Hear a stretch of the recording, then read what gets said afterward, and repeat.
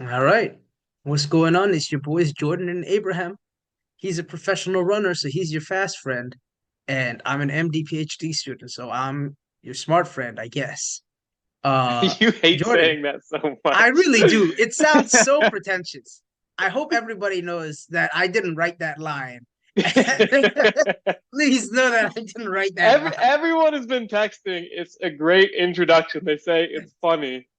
They line. say it's funny. They like the introduction, and when you get an MDP, it's like because I run at a certain pace, I Yeah. get to say I'm a fast friend.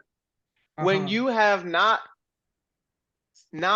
a associate's degree, not just a bachelor's, not even a master's. That said that wasn't enough. Said I'm going to become a medical doctor. Said being a medical doctor is not enough. I'm going to do 8 years of schooling to get a medical doctor, whatever PhD stands for, MD, PhD. If you're doing that, no one will complain about you saying that you were their smart friend. Yeah, that's fair.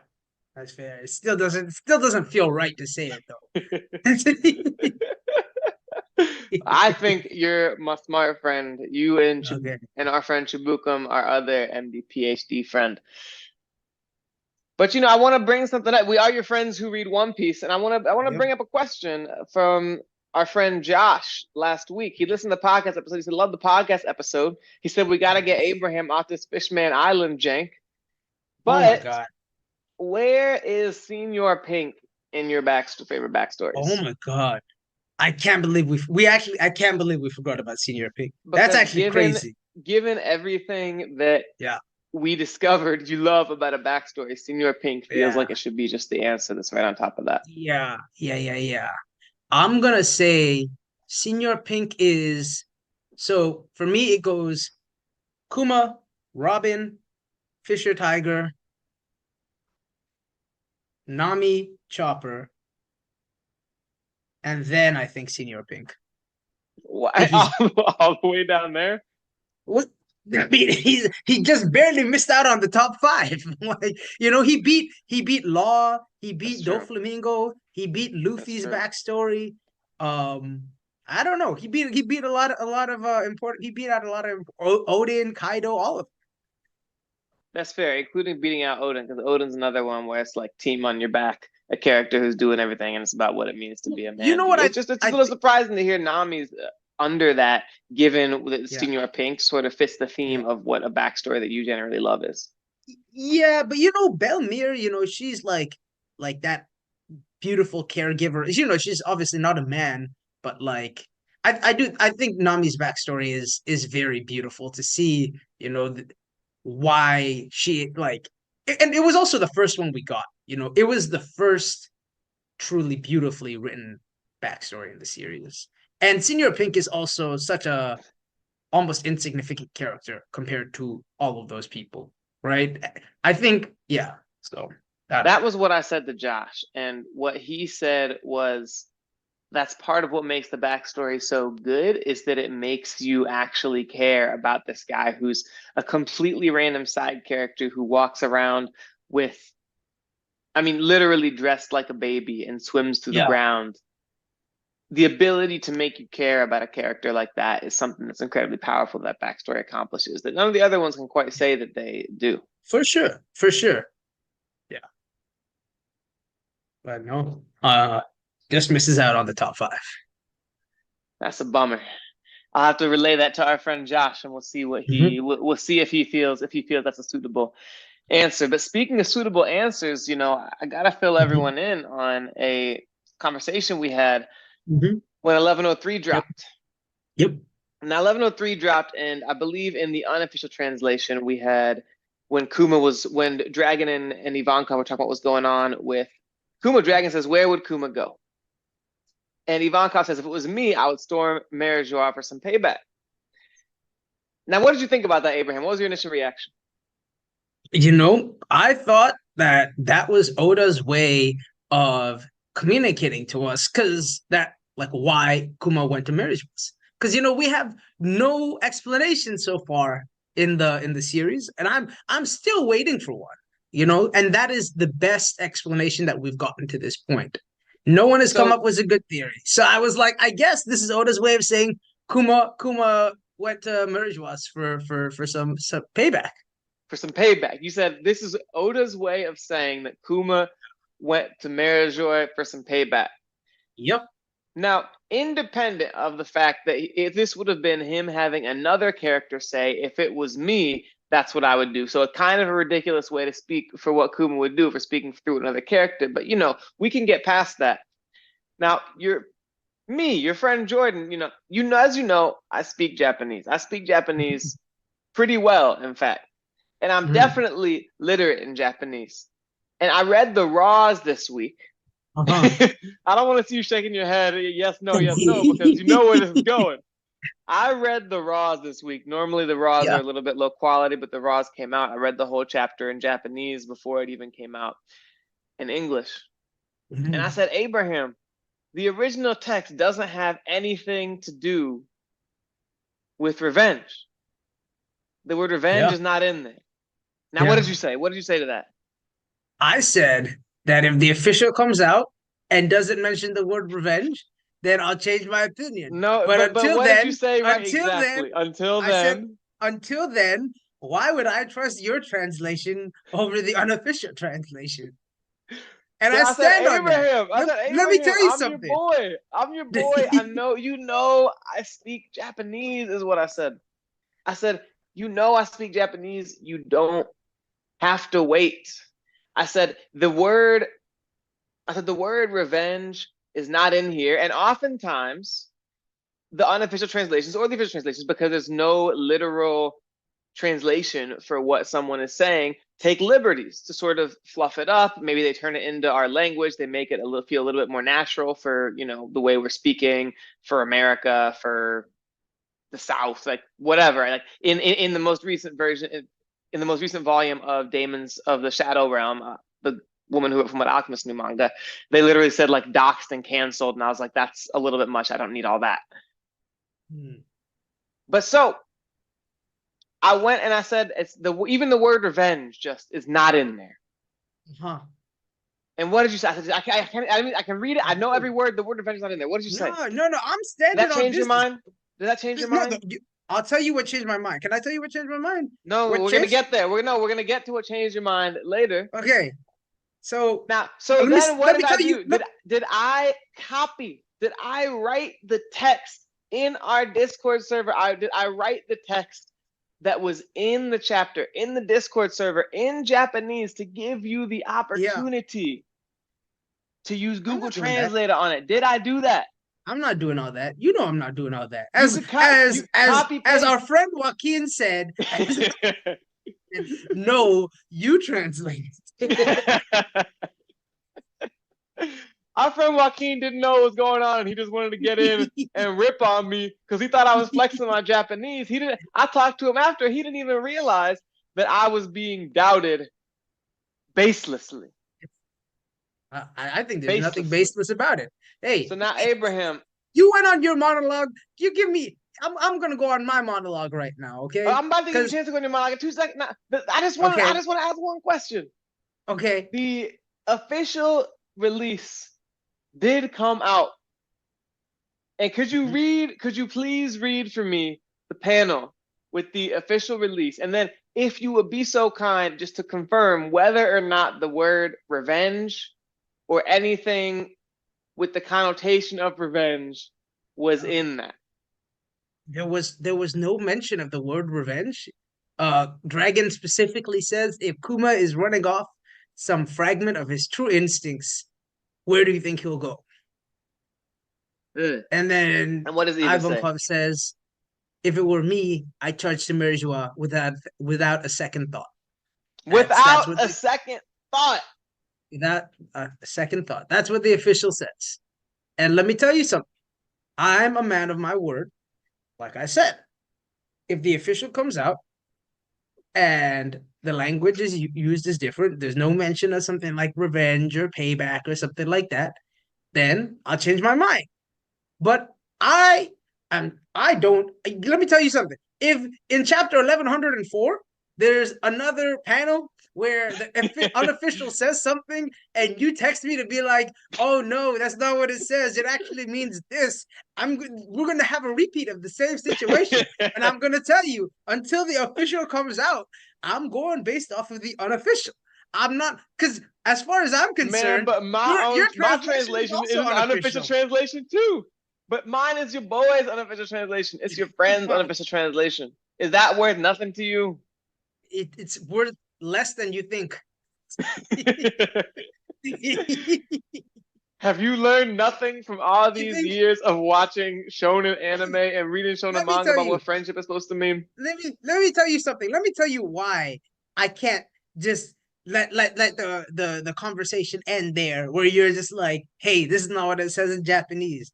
Because then every single chapter going forward, every single argument you have, you can just be like, "Hey, look, I read the Raws, and the Raws said this, Abraham, so you're wrong." And what am I gonna do? Learn? I don't know how to speak Japanese, so my philosophy is until the official comes out, I'm going with the unofficial. And I hear from people all the time that Japanese can be subjective, that things can be up to interpretation, right? It's you the same text can be written and read in two different ways by two different people. So my point was like, if you read it one way and this other translator read it another way, why should I buy your interpretation? I'm not just gonna let you hold that over me. So I'm going with the unofficial, and you should be proud. I said when the official comes out, if they change it, I will admit I was wrong. And I was wrong. It didn't mention revenge.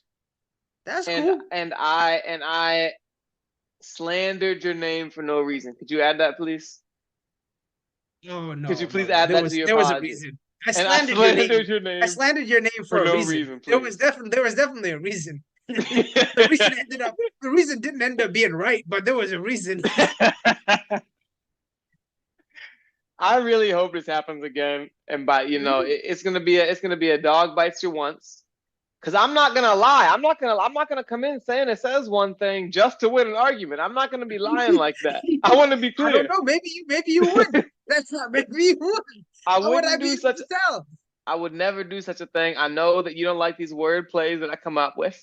These word plays I come up with are sometimes kind of funny, but I would never come in and lie just to win an argument because the official now let's remember the official translations are the ones that gave us Raftel for about I don't know how many chapters. There might have been like 600 chapters. They gave us Raftel.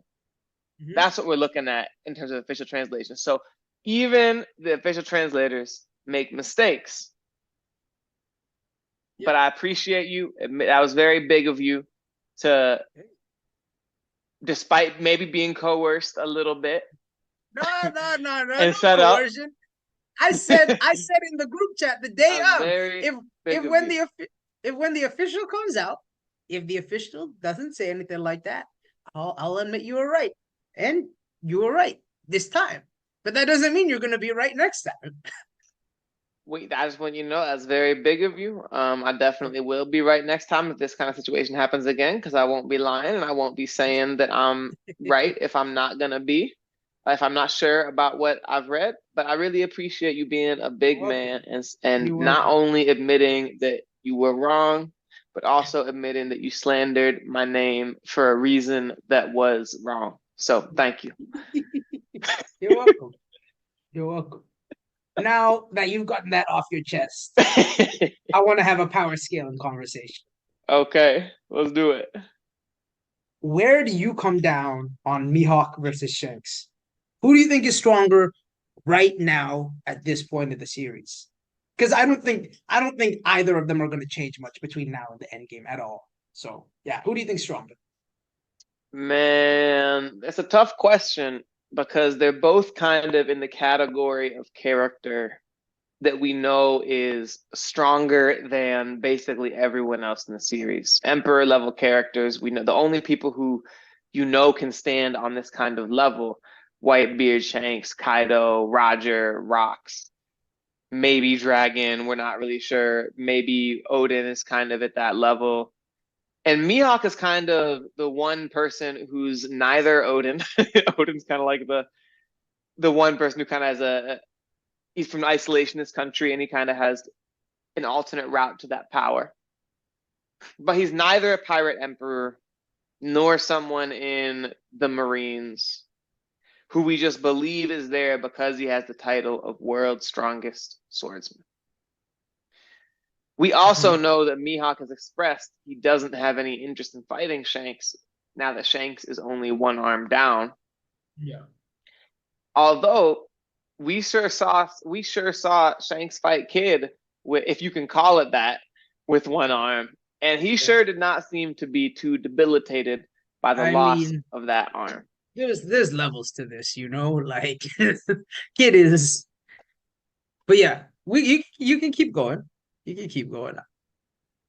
I'll come down and say that in terms of pure skill with the sword, Mihawk is stronger. Yeah. But if you're just talking about who is going to have the most destructive power, and so we're in a war at Marineford, and who do you want on your side?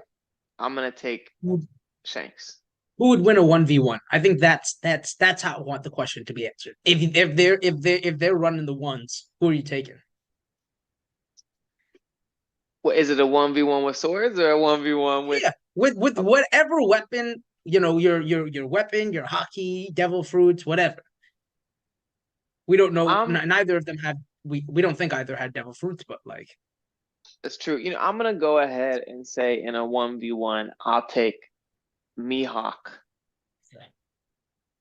But what that doesn't preclude is the idea of Shanks being a greater destructive power. But it's simple that if the two of them are both swordsmen and they both fight with swords, and one person has the title of world's greatest swordsman that seems to have been bestowed upon him in a way that is meaningful to the story, that has to be the defining, that he has to be the strongest swordsman. I'm glad you said Mihawk because I wanted us to disagree. I didn't want to have to, but legitimately, I love this topic because there's not really, you can justify any answer, right? I do think the fact that Mihawk has the title of world's strongest swordsman and he doesn't really have much interest in fighting Shanks with one arm, are important, right? Especially with these two characters. The hard part about power scaling these two guys is that they have such few feats, right?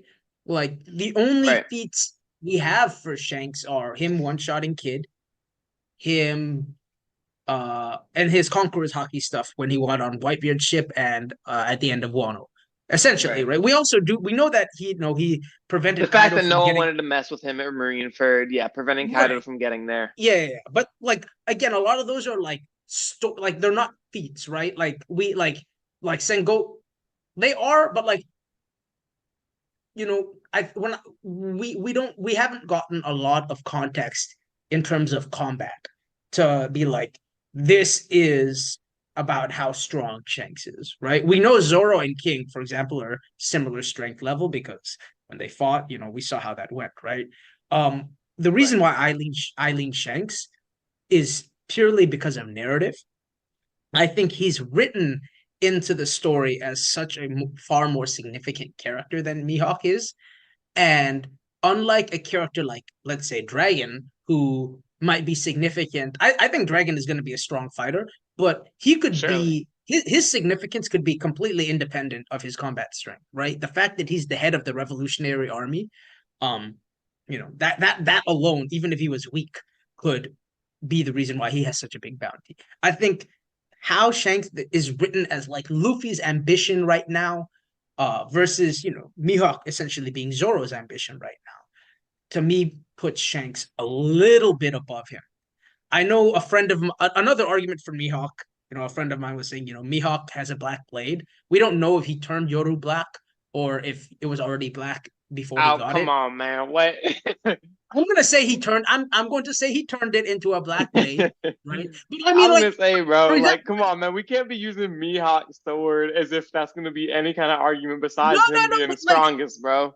but in one, no, in Wano, you remember the Tengu was telling Zoro like one show of swordsmanship is the ability to turn your sword black, right? Like he gets Zoro inherits Enma as a black blade, right? Right. Because of Odin's like massive skill, right? And this is I'm only bringing it up because a friend of mine who's a big Mihawk stan, like that's something that he brings up, and I don't think it's the most powerful point, but I do think it is maybe a little bit relevant to show that Mihawk has a black blade and Shanks doesn't, so that might reflect some of their differences in skill. For me, like skill with a sword, right? But for me, I think Shanks's crew has been hyped up to be these hockey masters, right? We've already seen Shanks's crazy observation hockey and his crazy conquerors hockey. He's probably got ridiculous armament hockey too, right? So even if Mihawk is technically more skilled with a sword than him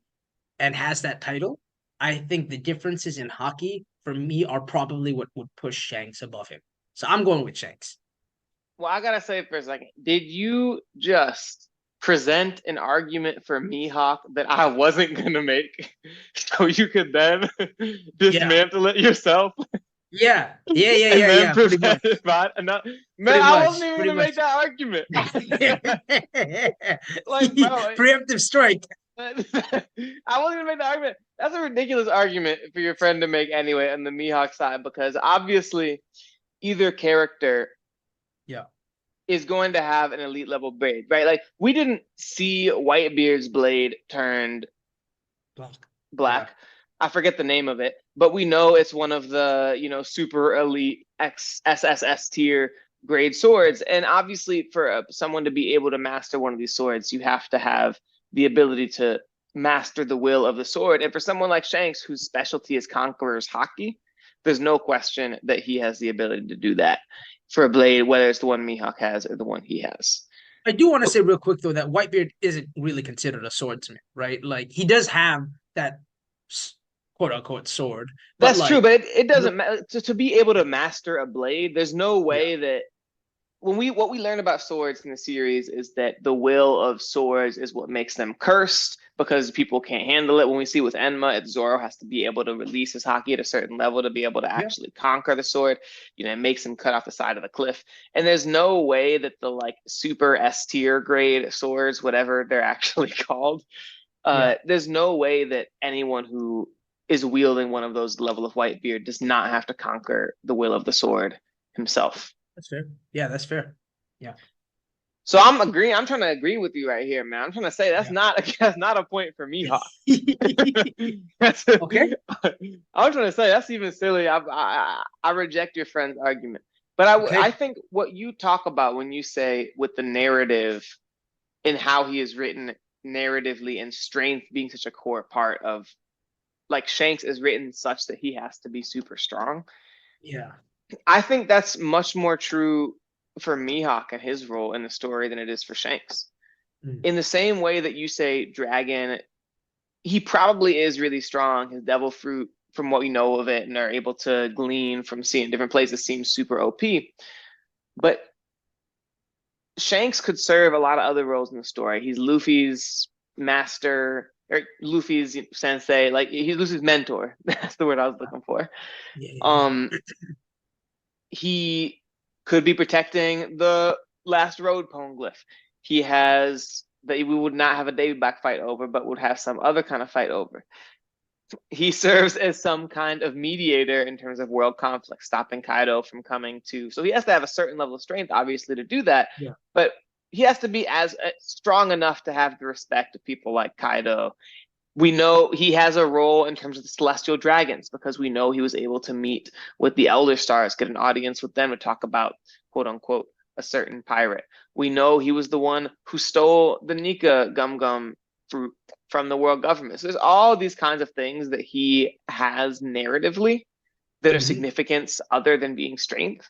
Whereas Mihawk's whole reason d'etre, like the whole reason he exists in this narrative, Yeah. is to be the strongest swordsman, to be number one, to be a barrier for Zoro to try and surpass. That is truly being written as a necessarily extremely strong character. So I mean that's a great point. But one thing I would point out is that we've seen with Shanks's fleet. Shanks's fleet is composed like they're just entire like a bunch of weaklings in his, that he is responsible essentially for protecting, right? I think you could think of it like this, I guess, right? It takes a lot more strength to protect others than it would to just protect yourself. I feel like that's like a classic like shonen kind of trope as well, right? Sure. So I feel like to some degree you could argue that how Shanks is being written in this story as like this great protector of all of these islands and all of these weak crews and whatnot necessitates him to be an extremely powerful character, more so than someone like Mihawk who just like rolls around by himself. You know, he's strong, so no one's gonna mess with him, and it's not like he has any vulnerable crewmates that he needs to protect. That's true, but it's not like Shanks is the only person running around. Like the one thing we also know about Shanks's crew that we learned, I believe it was during the chapter when we were learning about the Rocks Pirates through Sengoku, is that Shanks's, and we learned the bounties of the Emperors, it's that Shanks's crew's strength is that he assembled a number of really strong pirate captains. So we're assuming that someone like Ben Beckman, Lucky Roo, etc., are all characters who are relatively strong compared to the first mates, people like King, people like Smoothie, whatever, Katakuri, etc. We're Yeah. assuming there's a level of strength that all of those characters also have. And I think when it comes to things like being able to be involved in a war, it's obviously helpful and necessary to be able to have that scale of a crew. Yeah. Being on your own is not necessarily an easier thing. It means that probably you're not going to be going and getting involved in a war against Shanks's literal entire crew. You're going to end up just like hanging out and dueling Shanks or whatever. But that's not, I don't think that's evidence that he's actually weaker than Shanks. I don't think you can make that argument. Yeah. That's fair. That's fair. Um, I know. I think this is such a polarizing debate because you have some people who think it's outrageous that someone would suggest that Shanks could be stronger than Mihawk, and you have people who say with their chest that there's no way Mihawk is stronger than Shanks. You know, when I actually When think all I that do is think it's very close and come up with very good arguments to debunk the arguments that you made and that your friends made, whatever I side don't know they're about all on. that. I think I I made don't some good know if you arguments. That's all I'm debunked my saying. arguments, but I mean, you said it's I a good point. I responded, and you said, that's a good point. So we have to we I don't think we're ever gonna get an answer to this question because I don't think Mihawks and Shanks are ever gonna actually fight in the series. Um, but it's it's a fun conversation to have. One more thing that I want to talk to you real quick about. 1104 is supposed to come out probably this week, I think, because we've had 2 weeks of break. Do you have a prediction for the chapter? I don't. For me, obviously, we started with Kuma about to punch Saturn. Our friend Josh sent me another interesting text. I read it just before. To be fair, I saw it early and I should have read it early, but I read it just before this meeting, and I thought it was a really interesting point. Like, why doesn't Kuma use his pain pushing ability to transfer pain from himself to Saturn? Like that would be a super OP way of him being able to fight to push out his pain and like be pushing that on Saturn. I would love to see that kind of thing in the I next chapter. I wonder if the person who's doing it they have to accept that. You know what I mean? Like when Right. Zoro went to take on Luffy's pain, he that was what he wanted to do. You know what I mean? But I Right. wonder if, for example, someone had no will to do that, if if Kuma's ability would work in that way. I don't know. Yeah, it's an interesting question. I wasn't sure. To be fair, I would imagine he can force it on someone. To me, the bigger question is can he use it on himself? Because then it would Yeah. truly become an OP I thing. think he has Although, to, right? Because he got his like his memories and stuff. Like he's pushed yeah, that yeah, out, it's a good point. So right? he So, has to be able to push it out. So that would be a pretty sick way to do. Now, to be fair, Kuma's not the kind of character who generally would take the pain out of himself to put it on someone else. That's what we've learned about him. But mhm. Saturn, bro, on Saturn, ooh, that wouldn't be a bad way to do it. Yeah. I also just another thing that just popped into my head. I wonder if you can counteract that with hockey, right? We've seen that a lot of these Mm, devil fruit abilities can be that we think as instant win conditions are not necessarily so if your hockey is strong enough. So it could just be that maybe someone could reject that kind of transfer if their hockey was just strong enough. that's interesting. To me, it feels more likely that they would be able to reject having their memories or pain or whatever pushed out of themselves, like Mm-hmm. whatever Kuma might do. It feels to me like accepting someone else's pain. That feels like something you should have to be able to do, even if your hockey's really strong. Yeah, I don't know. Okay. No opinion. No, I mean, I've told I don't know. We'll I don't think we're uh I don't think that's something that we're ever gonna really get an answer to, right? I don't think Kuma's gonna, like you said, I personally don't think Kuma's gonna push out the pain from his body and try and use that as an attack, right? Um, so, and my justification, I mean, you could justify it as that just not being compatible with Kuma's character. But to your point, you're up against this guy who's been like the bane of your existence this whole time, right? If it doesn't happen, maybe it's because Oda thinks like that ability would be too broken, or maybe it's because of some of the stuff that I brought up, like about like hockey and what. I don't know. I don't think we're gonna get an answer to that ever. It would be a beautiful way for him to fight Saturn, in my opinion. Hmm. Being able to say, "This is how much you've made me suffer. This is what you've put me through, and I'm now gonna put you through that." Not to mention, I think there's this kind of question about exactly what the power of the Elder Stars comes from, Mhm. and we've never seen people's heads just explode. We've never seen people on the crew just be frozen. Although maybe it's because he's a spider and he had people stuck in the web, but that's very Black Maria. I feel like I wouldn't want to see that two arcs in a row. Yeah. And so to me, having this sort of creative way that Kuma might be able to fight would be really interesting to see how that would affect someone like Saturn. Yeah. I want to tell you my prediction. You go My for it. prediction for the next chapter is that Kuma is actually so he's gonna land his punch, right? And it's gonna give like Luffy punching a celestial dragon kind of vibes, right? Sure. Um, and after that, Saturn is going to mollywop him. I think Saturn is actually gonna like Oh, be what? yeah. I think Saturn is gonna be beating on him, and then either because it's weird that Kuma can move and fight right now, but the rest of the like everyone else on Egghead is kind of frozen. I wonder, like I don't know why, right? Like how is that related to Saturn's Devil Fruit? I don't think Kuma's gonna like be killed by Saturn, but I think in the chapter he's gonna be because he's weak and injured right now, and even if he was healthy, Saturn was probably stronger than him. Um, so Bro, yeah, you I telling me think Kuma is gonna have come all this way, flying yeah. himself from Marijois, Yep. coming in with a big Luffy punching the celestial dragon in the face type vibes, Yeah. and he's gonna get mollywopped. Well, I think the thing is at the end of the chapter, I think someone is going to step in.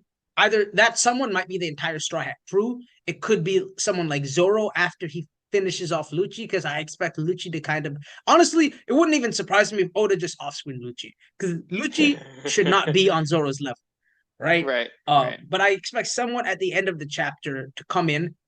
Again, this is giving me a lot of Sabaody vibes, right? Luffy punches the Celestial Dragon, and then the crew is getting their absolute shit kicked in by the Pacifistas and Sentomaru in them, and then someone comes in. This happened to be Rayleigh at the time, and kind of saves them, right? I Don't you think I think it's feel at this point yeah. in the story that we should have a Straw Hat crew that's able to fend for themselves in this situation. To me, part of the growth from Sabaody to now would be not having to see the crew rely upon some completely out of left field force to help them against, yes, it's a greater evil with it being Saturn, but still. No, I think it'll be a Straw Hat, like someone, either the entire crew or Zoro himself. I agree. I don't want some outside force to make their way onto the island and do that. I do think it'll be like, maybe it'll be like Zoro and Sanji fighting Saturn, but like I think essentially Kuma gets his lick, Saturn beats up on him, and then before he can kind of like finish him off or do any permanent damage, someone like Zoro steps in, and now we've got a new 1v1. Now, what do you think is going to happen to Luffy? You think he's coming back this chapter? Not this you think chapter. He's getting that food? I don't think the food is gonna be. I honestly, I don't want the food to be enough to just bring it back. I know it's a gag. Bro, I know it's something. This dude had a chipped tooth and he drank milk and his teeth were fixed. It's ridiculous. And I know it's a gag, but it's just like I really don't want this to just be a point where this is just like he's down and out and he just eats some food and he's good to go. I don't know. That's the not pattern that has been established though through the arcs with Luffy's powers is, he used gear third or second or whichever one, and he gets small. He uses gear fourth, and he lets all the air out and then flies back somewhere. And so now gear fifth is something like he gets tired, but it wasn't like he got whooped to getting that tired. That was a side effect of his power. Having food and time to rest, that seems consistent for me. That's fair. I don't think he took much damage in the fight against Kizaru. I mean, you know how I feel big picture about the arc. I think the arc is going to conclude with Kuma pushing out Luffy's pain from his body, and that is what's going to resurrect him. No. Okay, I want you to look me in my eye right now. You think the arc's closing, concluding that way too? No, not. I mean, I think when I say concluding, I mean Kuma resurrects Nika by restoring Luffy's stamina. Luffy then beats Saturn, and that's essentially the Egghead Island incident, right? A Gorosei has been defeated. Maybe Egghead broadcasts something to the world. The curtain that the world government is kind of hiding behind. Maybe that gets pulled back a little bit. And that, I think, is the conclusion to the arc. But I think that depends on Luffy getting back up and fighting. And the way I think Luffy will get back up to fight is by Kuma using his ability on Luffy. I think that's, if you can look at me in my eye right now and tell me that Luffy getting back up because he ate some meat is more entertaining to you than Luffy getting back up because Kuma has used his ability to resurrect Nika. Bro, I saw that once like 15 years ago. When? I saw that once like 15 years ago. Okay, no, he didn't resurrect Nika, but he used his ability. He took away Luffy's pain. Luffy got back going. He got to going. In this one, Luffy hasn't gone through the same amount of pain. To me, it wouldn't feel cheap at all for him to come back. I'd like to see him come back and be able to fight, but I don't think that Kuma has to erase his pain to do that. And honestly, if the whole Egghead incident is just one of the Elder Stars being defeated, I will be disappointed. I want a little bit more. I don't know. You don't think that would be some groundbreaking? It would be groundbreaking, but at this point in the story, I want something that feels a little bit more significant just than an Elder Star was defeated. At the very least, I would want him being defeated to come with a larger lore reveal or some kind of reveal about the world that is beyond just this character who we know was part of the Celestial Dragons, etc., was defeated. Because I don't know why we need to go through all this and have Kuma here and be going through Kizaru, all these things. I don't know. And with Vegapunk's whole mind, we have the genius scientist's memory. if it's just him getting defeated by Nika fighting him, that would feel like a real missed opportunity to me to create an S-class egghead incident. Wait. But it is so you want all this stuff about like lore to be revealed, and I mean we've got a lot of that from Kuma's flashback, right? And this the I think the idea that Saturn would be defeated by Nika is something that would be extremely meaningful. Now, the rest of the world wouldn't necessarily know that this is Nika because it doesn't seem like this is like widespread knowledge. Um, I don't know. I don't know what else. I guess also when you say lore reveals, I feel like lore reveals are for the audience, right? They're not for the the characters within the series itself. You know, people on random island in the Grand Line are not going to learn about what happened on God Valley. Us, the readers, are, and maybe the Straw Hats are, or something like that, right? The I think it would be perfectly satisfying for Egghead just to be this is the first domino that has fallen with respect to like the world government being toppled over, one of the Gorosei going down. And if like I said, Vegapunk somehow manages to like broadcast, maybe there's like some Den Mushi or something, and people see Saturn and they're like, who the fuck is this demon? I don't think that would be enough to make people question the world government as a whole, but I don't know. If I that's the other thing that I could potentially see coming out of Egghead is maybe I think I read a theory somewhere about like not Kuma, Vegapunk using um what is it called? The neural connections that he has between all seven of his different satellite bodies. Um punk systems or something like that, using that to essentially share his own memories with like everyone else around the globe, so everyone else is aware of the atrocities that the world government has committed. Like that could be like a massive trigger for the Egghead incident, but I think just a Gorosei going down would be enough for me. Well, all I can say is that's an F-class theory. Okay. That's No fine. question. That's So fine. bad answer, very disappointing. That's an F-class theory. It's time to move on to Yep. S-class and F-class theories. Yes, Now, I sir. only brought one this week, so I'm just gonna go first, so I get to respond to all three of Abraham's. Maybe he can only do two. We'll let him decide because he was out here spitting F-class things this whole show so far. So we'll let him decide how many of these theories he actually No, wants no. to say. Two of them, The two of them are short. Two of them are really short, and one of them is a little bit longer. So I think we can get through all three. that's okay because mine's kind of funny anyway. You know, Okay. we're just in the theme of talking of everyone who is someone's dad. And Tony Chopper came up with a video, not actually Tony Chopper, but the YouTuber Okay. came up with a video. It's in a whole video about the man with the man marked by flames, which is more literally the man with burn scars. And he Okay. said Kuzan is Robin's dad. Robin has black hair. Ovia has white hair. He gotta have his dad's gotta have black hair. And Kuzan's looking out for Robin. He's going out everywhere, making sure she stays alive. He has some kind of fascination, the end of the world, some kind of the same inclinations. F class. F class. This is actually a terrible theory.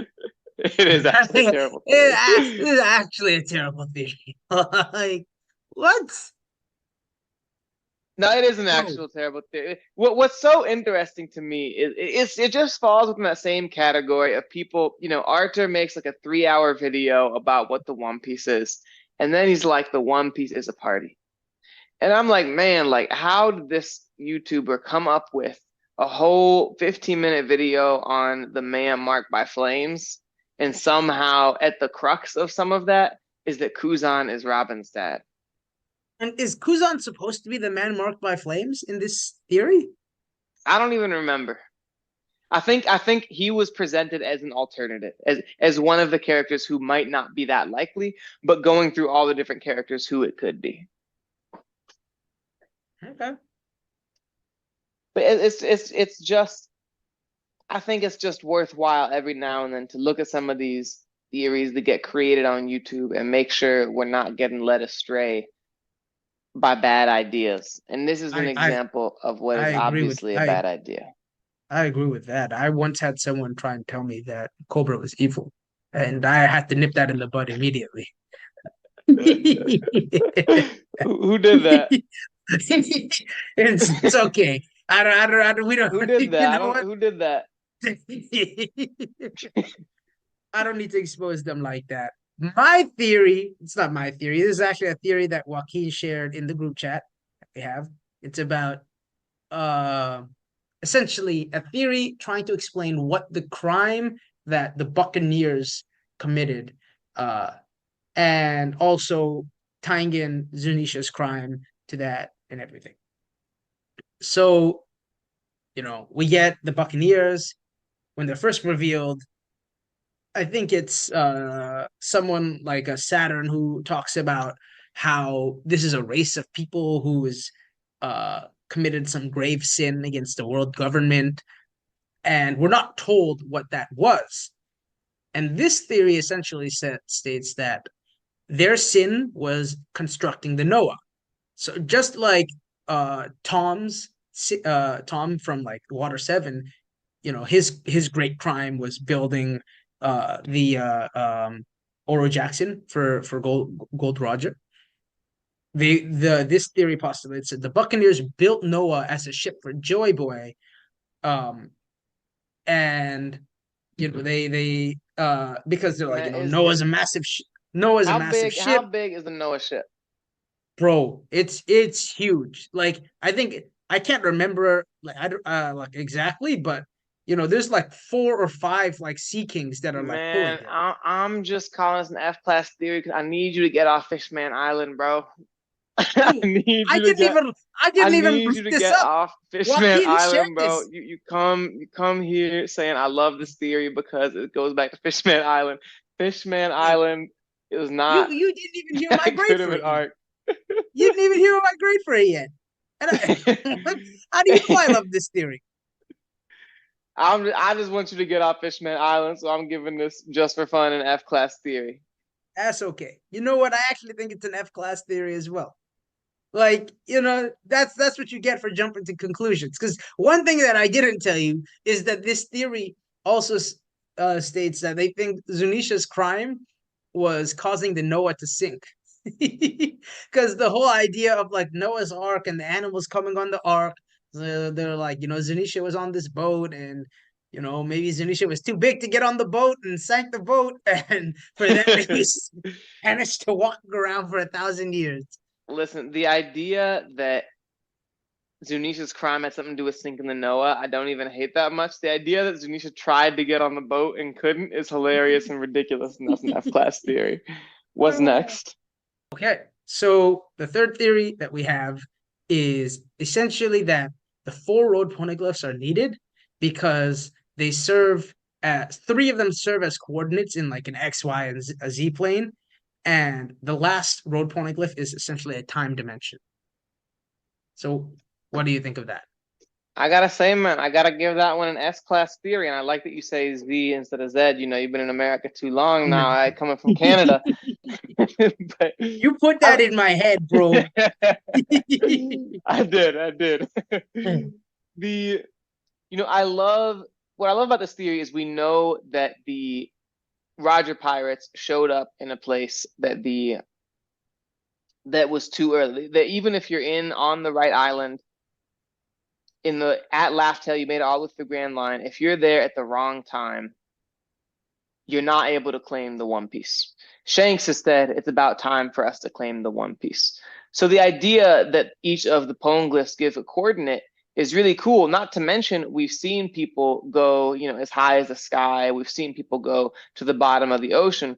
And so imagining that there's some sort of coordinate for where on the depth is. Now we know it's not going to be at the moon. It might be down somewhere I down. was gonna say we've seen people go as high as the Might not moon, be not as high might as the not be on sky. definitely not going to be on the moon or something like that. But it might be down under Annie's lobby, maybe somewhere like that under the sea. But Uh-huh.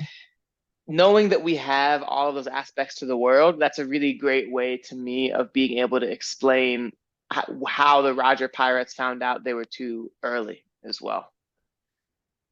Okay. Yeah, I think this is an S-class theory as well. Um, I don't think the time, like you said, I don't think the time is gonna necessarily matter for getting to Laugh Tale itself, but we do know that something about the One Piece is time related because Roger, he said we are too early. So we'll see. The last theory that I'm gonna throw out at you is he a theory titled "The Davy Back Fight Returns." Oh man, here we go. And I promise you, I didn't write it myself.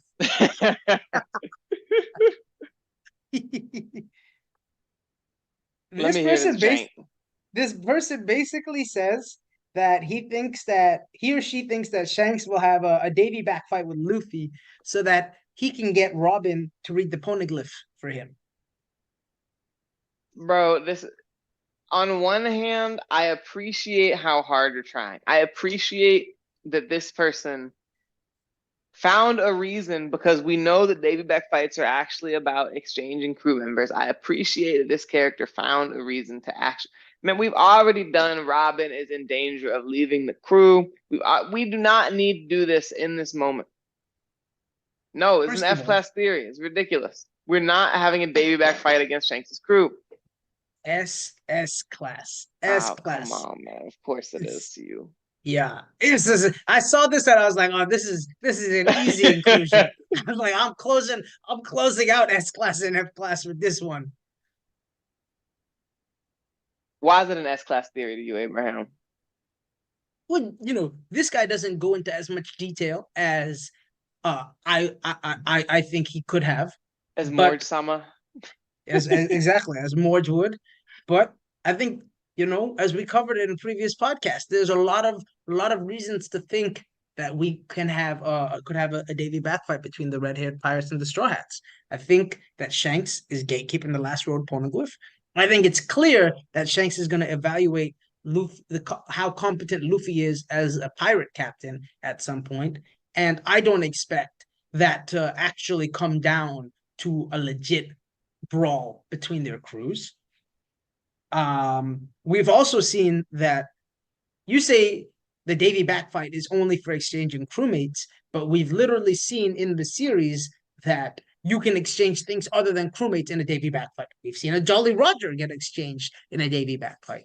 So there Sorry. So are we've seen two types of things be exchanged in a Davy back fight. no. Crewmates and You Jolly said Roger. wait, hold up. You said the only thing to be exchanged in a Davy back fight are crewmates, and I amended that to crewmates and Jolly Rogers. Go no, on. no, what? So how are you gonna just? That's ridiculous. You know that's ridiculous. You can't. How are you gonna make an argument like that?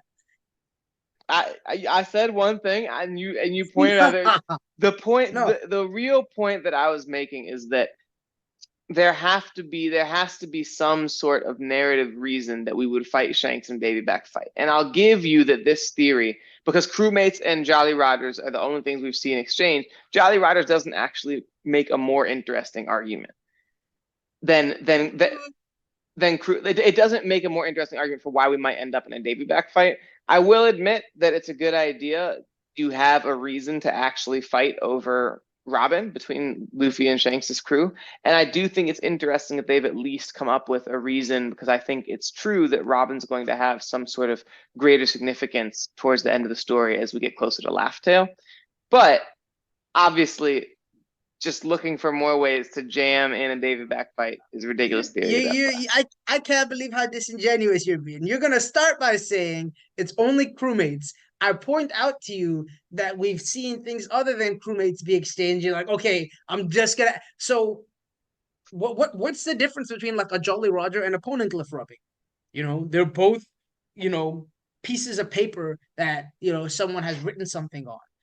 Like I don't think it's a big. It would be a big jump if all we had seen maybe are crewmates being exchanged. But the fact that we can see that you can lose other assets from your crew other than just a crewmate. I don't know how you're just gonna say that. Like that's Man, ridiculous. you can fight for those things. That's all I got. Okay, let's move on. Let's move on. So you just see this Katt Williams interview? I don't know many people who haven't seen this Katt Williams interview. Here's what he had to say about Cedric the Entertainer. Okay. Cedric the Entertainer can't sing, can't dance, and doesn't write jokes. He did 4 comedy specials. They're so bad, Shannon, they're not available on Netflix or Tubi. Can I say that again for the audience? They're so bad that they're not available on Netflix or Tubi. Yeah. On Kevin Hart, no one in Hollywood has a memory of a sold-out Kevin Hart show, there being a line for him, ever getting a standing ovation at any comedy club.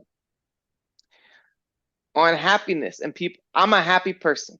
I laugh all day long. I can't even imagine the misery of these bums. Yeah. No, that's enough. That's enough. I'll tell you my takeaway. So first of all, let me say this. If I was Kevin Hart's lawyer, PR guy, whatever, you know, I would be constantly promoting. Have you ever seen the video of Katt Williams getting his ass beat by a 12-year-old? What? There's like a 12-year-old in a park No, that man, I Katt haven't Williams seen it. he was doing like some community service kind of stuff. And then he got into it with a little kid. And this little kid got him in the back and put him in a chokehold. And then No like way. was like choking him out. So I told because I was talking about this with my buddy. I was like, if I'm Kevin Hart, that's what I'm going at. I'm like, how are you gonna take anything seriously from a man who got choked out by a kid? But in all seriousness, I think Katt made a lot of good points in that rant. I loved when he said something like, "I don't know why liars lie; they just do." Because I think that's actually really true. Sometimes people are just dishonest or just you don't there doesn't always need to You mean necessarily like be Katt like, Williams saying that he runs a 4-4? What oh you my god, mean? that was crazy. That was crazy when he said he didn't say 4-4. He said like sub 4-2. This guy said he ran like a 4-1-40. Like, come on, bro. Like that's really my question. Do you think how much do you think Katt Williams was telling the truth about, and how much do you think he was lying about? Because there's no way this man was telling the truth about everything he talked about. Yeah, I think that because the truth is a little subjective, right? But I think for the most part, I believe in a lot of this. I believe in a lot of the things he said. I don't know if I necessarily believe in the stuff he was saying about, you get a light-skinned wife with a weird face and Well, stuff hold like on, that. man. Have you not seen the compilations of the light skinned wives with the No, weird I faces? haven't. I haven't. I texted it to my sister just earlier today. There's compilations of comedians in Hollywood, Uh-huh. all black men with funny face. I mean, you can argue whether or not they're funny face. You got Yeah. Eddie Murphy, you got Steve Harvey here, you got Jonathan, Michael Blackson, Kevin Hart. Every one of them, whatever the big dude's name is, that I forget even his name. Every one of these dudes actually does. You can find at least 7 of them right off the Yeah. cuff, and when you go on the internet. That's crazy. Yeah, so like I do think a lot of what he was saying is true. Like Dave Chappelle has said similar things, right? And they bring up Dave Chappelle in the interview where people talk about him turning down $50 million or whatever it was that the like comedy network or whatever tried to get him to sign. Right. But they tried to take away his agency over what he could create, and he wasn't having it, and he walked away, right? And I think that's a lot of what Katt was saying to some degree. Is like, I could have had all of these roles, but I wasn't willing to be a cross dresser, and I don't blame Kevin Hart for taking those roles at all. It's get your money however you want to get your money. Just because you can act as a gay person in a series, or you can act as like a racist in like, I think Leonardo DiCaprio in like Django, right? Just because he plays like the role of a slave owner in a movie doesn't make Right. him racist in real life, right? Like that is what acting is. Um, but if Katt is like, I have my principles. These are lines that I won't cross. These are boundaries that I have. And because I haven't been willing to cross these boundaries, I've maintained my integrity and I'm happy with my life. But you see all these other people who have. I kind of agree. I definitely agree Well, with I can that tell you what sentiment. Kevin Hart thought of that sentiment because he was on Okay. it was it like Inside the NBA or something. It Uh-huh. was he was doing some NBA commentary with some other comedians that I think was still on TNT. And they're Okay. watching the Knicks game and Kevin Hart just goes, "Oh yeah, did you know Katt Williams actually had a chance to buy the Knicks?" But he said no, he didn't. 4 times actually. He had the chance to buy the Knicks 4 times, and he said no every time. He said he didn't want it. And so I'm uh, just saying, it's not that every comedian who's been listening to this is corroborating his story. Now, there are some things that we see Cedric actually telling the same joke as him a few years later. yeah, yeah, And we know Katt Williams is hilarious when yeah. just from being watching Wild and Out as a little kid, he was always a superstar on that, always had quick comebacks. And even just in this interview, Katt is hilarious the whole time. Yeah. To me, I'm just really intrigued as to because there's no way everything he's saying is true. Clearly, a lot of stuff that he said also was true. Ice Cube came on, corroborated it, things like that. Some of the stories about the rape scene in Friday. But is it harmful or harmless? 3,000 books a year? Like, come on, man. You didn't read 3,000 books a year. You didn't read 10. Bro, You no, it's not didn't even read just 10 3,000 books a books a day. year. This man said he was fluent at age 3, like fluent, like reading like these, and he said he was getting college acceptances at like age 7 or something Right, like that. right, Yeah, like right. Like, okay. That part is all cap. I'm sorry, cap. That's right, cap. right, That's right. straight cap. Like, And so, to me, does that detract from the rest of the interview where some of what he said was true? yeah. Or is that just when I was a kid, we walked uphill in snow every single day to get to school? I don't think it didn't take away from the interview to me, from what with the rest of what he said in the interview to me. Um, because I think to some degree he was kind of in his feelings. Yeah, he wasn't his feelings. I mean, he showed up on the set, and Shannon didn't even ask a question. He said, "You Yeah, know why I'm here," and I went on. Shannon was talking. There's another YouTube video talking about exactly everything he said. He was quoting. He really watched the interviews the other comedians did on Club yeah, Shay Shay, and he knew exactly what they had said and was referencing where he yeah, believed they were liars. yeah. So like I say, like he was. I feel like he was some of like the things he was lying about himself, like running a sub 4.240, like getting into college, Being like like college undefeated in acceptances at basketball, 7. basically. Yeah, like I think that was him maybe hyping himself up because people have said stuff, like Katt Williams is crazy, Katt Williams is on crack, Katt Williams is been in and out of all these kinds of things about him. But I like you said, you can go on the internet and verify a lot of the things that he said in the interview, like Cedric Right. stealing his jokes, like these light-skinned women that he was talking about, and so on. So to me, it doesn't really take him obviously lying. I say obviously lying. What I think are obvious lies, doesn't take away from the rest of the interview. But Well, let me tell you, because I'll say either way, I sure went on and I watched one of Katt Williams' Netflix specials, and it was pretty funny. But I'm gonna bring this full circle real quick okay. because I watch a lot of TV in Japanese to study because I'm pretty good at Japanese. I don't know if you heard. I'm sometimes I'm even a little more accurate than the unofficial translations. It was hilarious because I watch it. They have Japanese subtitles on the Katt Williams special. well, because I'm watching it, because normally Oh, I'm okay. watching stuff in Japanese, right? And it was hilarious to sort of see how do they translate all of Katt Williams' slang into Japanese. And it is like so unbelievably imperfect, but probably one of my favorite things is when do they use the N-word? Like if it's like Oh, if Katt Williams says something like, like y'all niggas don't even know, they'll just be yeah, like, oh Mayra, like they'll be like you all, like everyone yeah. here, the audience, minasan, everyone. But then he starts actually talking about using the N word, and I'm like, and then you start seeing like the actual Japanese like niga, and I'm like, it's just like such a hilarious, it's just such a hilarious thing to watch as they try and figure out how the heck you translate Bro, not just English, which is so yeah, imperfect, but also like Black American vernacular into yeah. Japanese.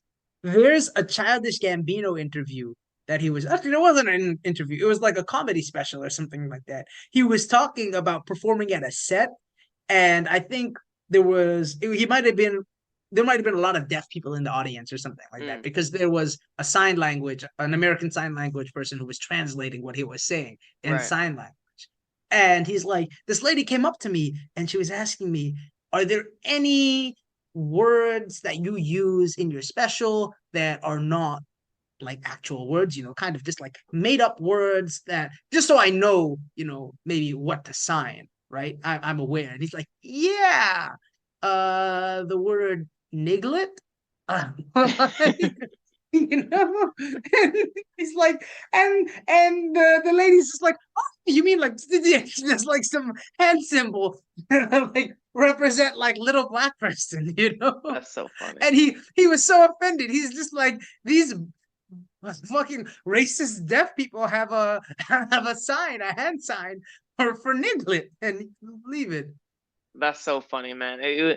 We can get into the fact that Black people and white people speak different sign languages in America another time. There's literally two different languages for Black people and white people in sign language uh, because of the way it developed in history. But that's a conversation I think for another time. We're already probably running up on time, even beyond time, maybe. Thanks Yeah. for joining us. He's been really smart. I mean, I'm not running really fast. Maybe I talk kind of fast, but he's your smart friend. I'm your fast friend. We're almost at 100 total downloads. So I would love for us to keep inching Hey, and inching closer to that over the course of the next week. yeah, Get us there. let's Like, do it. subscribe, all those things. Peace. Peace.